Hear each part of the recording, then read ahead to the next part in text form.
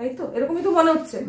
সেটা কি বলতো, কোনো দিন হতে পারে 4 মাসের মধ্যে, কোনো একদিন তুমি দেরি হচ্ছে, কোনো দিন বাইরে থেকেও কোনো প্রবলেম হয়েছে, সেটা কোনো দিন, তাই তো?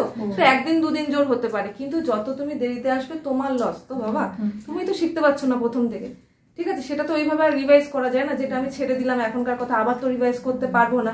অন্য থেকে শোনা আর নিজে বসে ক্লাস করা তো আলাদা তফাৎ। তো তার জন্য আমাদের টাইমটাকে মেনটেন করতে হবে। তাই টাইমের মধ্যে আমরা ক্লাসে আসবো। আর যখন ছুটি হয়ে যাবে আমাদের, ধরো 4টে হতে পারে, 4:10ও হতে পারে, সে কাজ করতে করতে আমাদের পৌঁছে গিয়ে আমাদের একটা ইনফরমেশন গ্রুপে দিতেই হবে যে যেখানেই থাকো ম্যাম আমি পৌঁছে গেছি।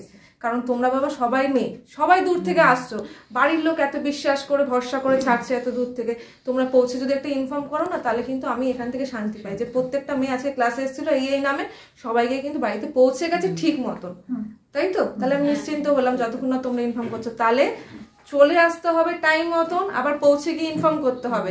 কোনো কারণে কারো যদি লেট হয়, যে দেরি হচ্ছে 10 মিনিট, তাহলে কিন্তু আমরা সেই গ্রুপেই লিখে দিতে পারি, বা ক্যাপ্টেন যে আছে আমাদের গ্রুপে তাকে বলে দেয় যে আমি 10 মিনিটের মধ্যে ঢুকছি, ম্যামকে একটু ইনফর্ম